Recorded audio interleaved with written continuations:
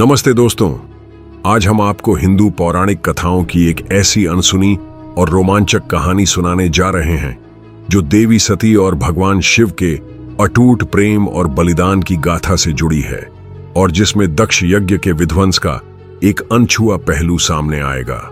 यह कहानी न केवल प्रेम और समर्पण की है, बल्कि यह भी दर्शाती है कि सच्चा प्रेम और विश्वास हर बाधा को पार कर सकता है।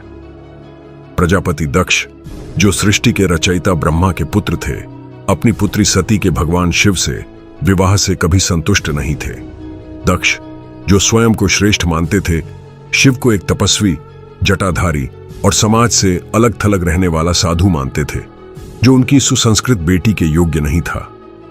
इस अहंकार में डूबे दक्ष ने एक विशाल यज्ञ का आयोजन किया, जिसमें उन्होंने सभी देवी देवताओं को आमंत्रित किया, लेकिन जानबूझकर भगवान शिव और सती को न्योता नहीं दिया। जब सती को इस यज्ञ का पता चला तो उनका हृदय व्याकुल हो उठा। वह अपने पिता के इस व्यवहार को समझना चाहती थी। शिव के मना करने के बावजूद सती अपने पिता के महल पहुंची, जहां यज्ञ का भव्य आयोजन हो रहा था। वहां पहुंचकर सती को न केवल अपमान का सामना करना पड़ा, बल्कि दक्ष ने शिव के प्रति कटु वचन कहे, उनकी तपस्या, जीवन शैली और उनके गणों का मजाक उड़ाया। सती का हृदय इन अपमानों से छलनी हो गया। उन्होंने महसूस किया कि उनका अपने पिता के घर कोई सम्मान नहीं बचा। अपने प्रेम और शिव के सम्मान की रक्षा के लिए सती ने उसी क्षण यज्ञ स्थल पर योगाग्नि प्रज्वलित की और अपने शरीर का त्याग कर दिया। यह खबर जब भगवान शिव तक पहुंची तो उनका क्रोध अग्नि की तरह भड़क उठा। उनके क्रोध से वीरभद्र और भद्रकाली जैसे शक्तिशाली योद्धा प्रकट हुए, जिन्होंने दक्ष के यज्ञ को पूरी तरह नष्ट कर दिया। दक्ष का सिर काट दिया गया और यज्ञ स्थल राख में तब्दील हो गया। लेकिन इस कहानी का एक गहरा रहस्य है जो बहुत कम लोग जानते हैं। कुछ प्राचीन ग्रंथों के अनुसार सती ने अपनी योगाग्नि में प्रवेश करने से पहले शिव को एक गुप्त संदेश दिया था। इस संदेश में उन्होंने वचन दिया था कि वे अगले जन्म में पुनः शिव की अर्धांगिनी बनेंगी और उनका प्रेम अनंत काल तक अटल रहेगा। यही संदेश पार्वती के रूप में उनके पुनर्जनन का आधार बना। इस घटना ने न केवल दक्ष के अहंकार को चूर चूर किया, बल्कि यह भी सिद्ध किया कि सती और शिव का प्रेम किसी भी सीमा से परे है।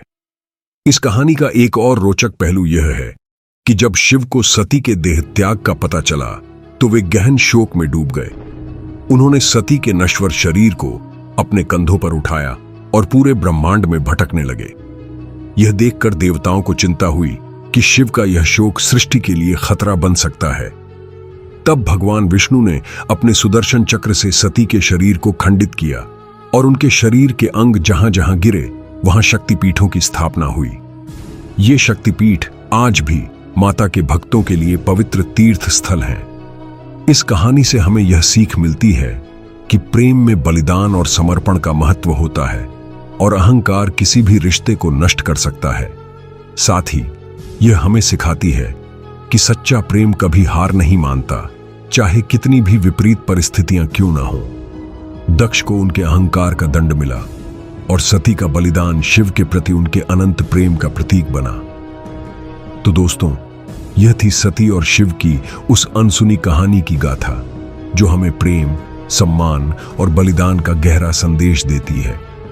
अगर आपको यह कहानी पसंद आई तो हमारे चैनल को सब्सक्राइब करें, लाइक करें और अगली रोमांचक पौराणिक कहानी का इंतजार करें। नमस्ते।